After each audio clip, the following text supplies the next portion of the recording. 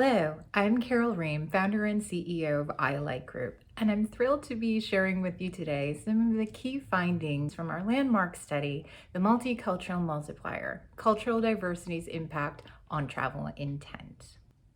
Before we get started, a special thanks to our study's founding sponsors, Brand USA, Destinations International, and Miles Partnership. From many years of doing research with travelers around the world regarding their thoughts and perceptions about the United States, one thing that we learned very consistently over time is that travelers really admire and appreciate diversity as one of the hallmarks of American culture. So we've known for quite some time that it is something that is a great asset, but we didn't have it from a quantitative perspective. So one of the things we really wanted to understand is what is ultimately the impact and the power of that cultural diversity as a tourism asset, and what can we learn about travelers who are interested in these multicultural experiences? How can we better target those travelers and really speak to the things that motivate them when they are deciding where to go on a vacation? At the same time, as destination marketers, we have an incredible opportunity to showcase small, often minority-owned businesses that are delivering experiences that enhance and enrich the travelers' experiences in our destinations. This opportunity is even more important in the context of some of the challenges we're facing as an industry. Over-tourism, climate change, and inequality are now critical business issues, and these conversations need to be happening in the boardroom. Our actions and our plans and our strategy have to reflect these fundamental challenges that only we together as an industry can overcome. Ultimately, this study is about understanding and putting quantification to this phenomenal opportunity we have to showcase cultural diversity in a way that generates positive impact for those who need it the most. In order to get perspectives from around the world, we fielded an online survey in late March 2022 across 5 different countries: United States, Canada, Mexico, UK, and China. In the United States, we spoke to both domestic and international travelers. In Canada, Mexico, UK, and China, we spoke only to international travelers. So what did we learn? First, let's talk about traveler motivations. I think it's an important foundation from which to build upon, and I think we can all relate to these different motivations, perhaps in different proportions. There is a pretty substantial group that really is focused on de-stressing and relaxation. Certainly the stresses of having to balance huge disruptions to our work life balance, and then also for those of us who have children and dealing with the disruptions to their sort of education and schooling, it's been an extremely stressful few years. And so a lot of travelers are just looking forward to unplugging, relaxing, and sort of shaking off all of those stresses. Another common traveler motivation is a desire to return to a feeling of normalcy. So in particular, among families and older travelers, there's this desire to go back to kind of the way things were and go back to continue from that point. And that feeling of familiarity and comfort is really what drives that group. Last but not least is the Live It Up group. And this group of travelers definitely skews young, and they are looking forward to packing every moment of their vacation with as much fun as possible, doing all sorts of things that they haven't been able to do during the pandemic, and sleep when they get back from vacation. So these will be action-packed itineraries and people who are really looking to maximize every moment of their experience on vacation. When we dig into the details around specific motivations here, we can see that de-stressing and relaxation is a top priority for many of the markets, but China is an exception. And we see from the Chinese market that there is a stronger desire to immerse themselves in different cultures and also to connect with the great outdoors. And many Chinese travelers are living in large urban centers, so the desire for fresh air and and to get out and connect with nature is really strong. So an important thing to consider when we think about the Chinese market. When we look at the mix of types of activities that people want to have when they're on vacation, we find that a majority tend to want a mix of both well-known experiences as well as lesser-known experiences. If we look on the left side, the response, I prefer to stick mostly to well-known areas and activities, the responses are generally low across the board, the highest coming from China at 30%. That means that 70% of Chinese travelers have some interest in having off the beaten path experiences. This is a huge majority of travelers that are interested in learning more, and what a great opportunity that is for destination marketers. One thing to note about the way that we ask this question is because we were digging into the types of experiences people wanted to do on vacation, we wanted to screen out those who really didn't want to do anything. And there's no judgment there. We all kind of need to unplug and relax sometimes, but because we wanted to dig into the appetite for different types of experiences, if you weren't interested in experiences at all, you weren't a good candidate for the survey. So we did screen out those travelers in the international markets. We did capture that incidence, which you can see here on the chart. And then in the domestic market, we did leave them in the survey. They did continue. It is a relatively low percentage, and we had a nice big sample size in the United States. Now we have a special guest. This is Pepper. So one of the most important facets about this study, and really the crux of it, is all about understanding the impact of cultural diversity. So I need to take a moment to define what we're referencing in our context for this study. It's an important component to understand. So the approach that we took was to define cultural diversity as local culture in all its forms, and not only ethnic, because we felt that that excluded a lot of important cultural experiences across our destinations, and we wanted to consider those as well. Here is an example of the itinerary exercise that we had travelers do. This particular sample is for Minneapolis. The domestic respondents got one of 4 different cities. International respondents got one of 2 different cities. And what we had them do is imagine they were taking a trip to that destination and select the activities that they would be most interested in doing. This was a really important methodological approach because we wanted to ultimately understand the natural relationship between iconic and multicultural experiences that people gravitated towards. But they didn't know that's what we were looking for. They were just planning activities that sounded appealing to them.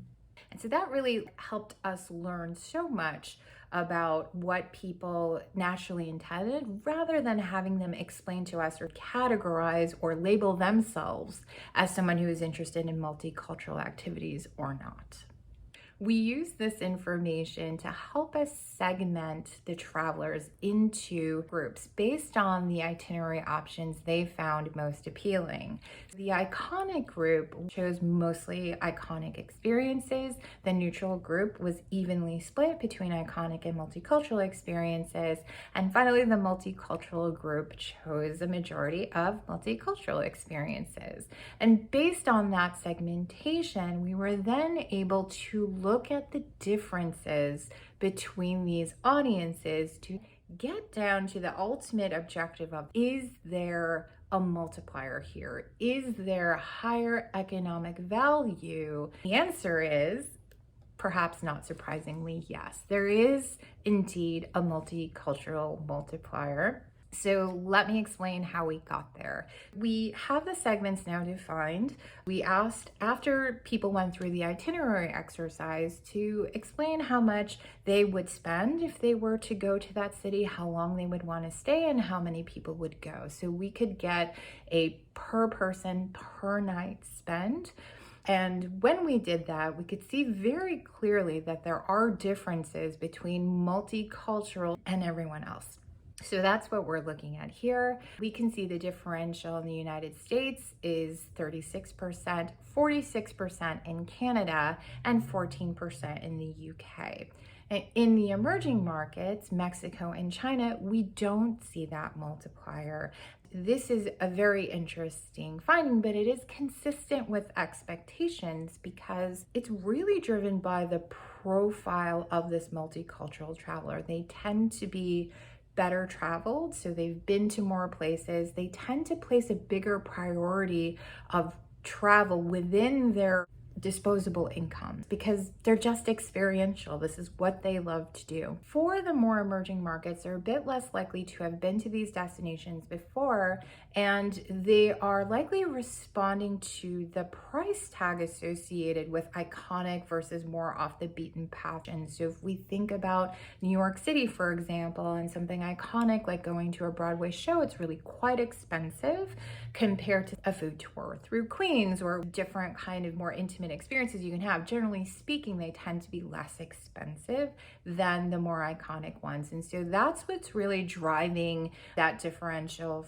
for the emerging markets. And again, going back to the mature markets, it's really about the profile of travelers. So they're not necessarily thinking about the individual price tags of the experiences. They do more things when they're on vacation. And the way that we asked this question was to have them describe how much they would spend on a vacation in that place, not just for that subset of itinerary options they had selected.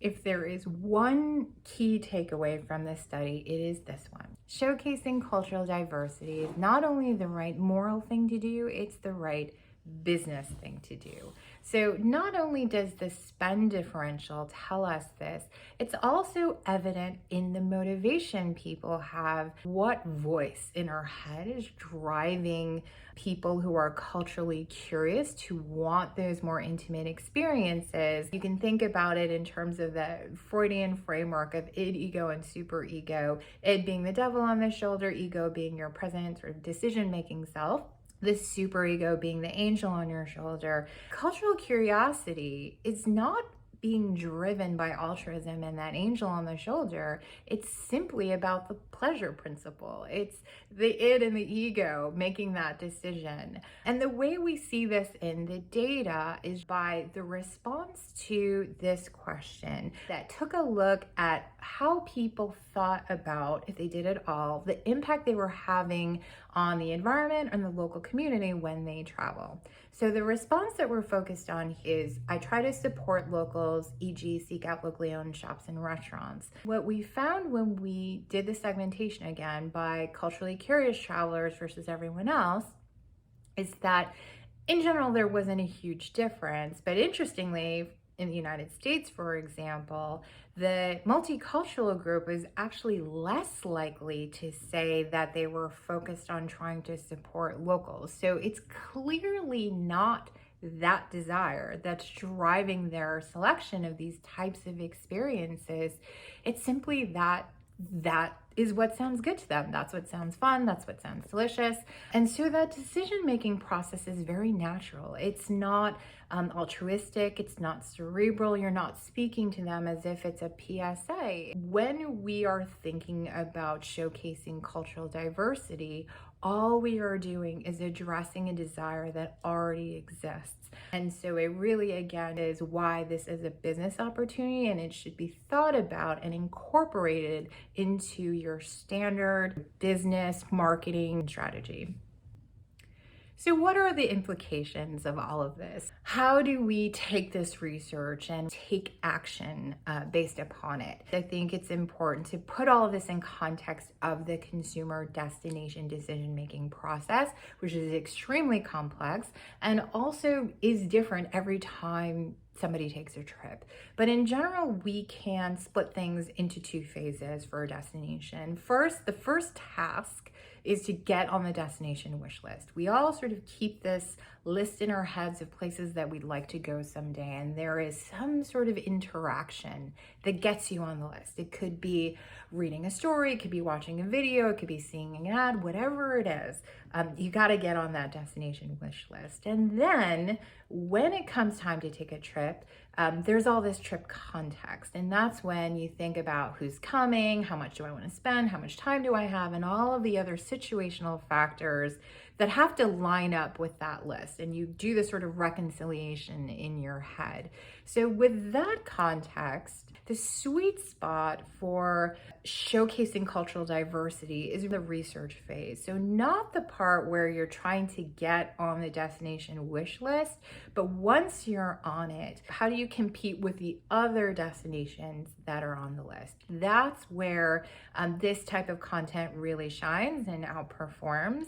Whereas I'd say in the dreaming phase, which really kind of coincides with when you're trying to get on that wish list in the first place, that's when the iconic content tends to perform better because it's a bit more over the top, it's a bit more eye-catching. The job for the piece of content or the advertising, whatever we're putting out there, is a little bit different depending on this phase. We need to message for the medium and the moment and really think about the context of where this is all going to be seen. So for push media, traditional advertising, video advertising, where you're going into a mass market and you're giving everyone the same message, iconic content will perform better to grab their attention and remind them of the things they know they love about your destination. And once that's refreshed, or once you've popped into their head, then you can continue through things like retargeting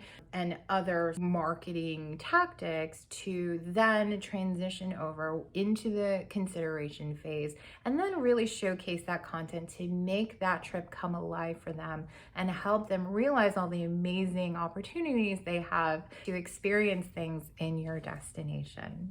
The opportunity we all have as tourism professionals really is so profound, and we're thrilled to have been able to put some quantitative work behind it to understand just how large that opportunity is. It's really just about supporting, showcasing, and celebrating the diversity across all of the incredible destinations across the country, and we're thrilled to be able to share this information with you. If you're interested in learning more about this study or iLike Group in general, please visit our website at www.ilikegroup.com. Thanks for watching.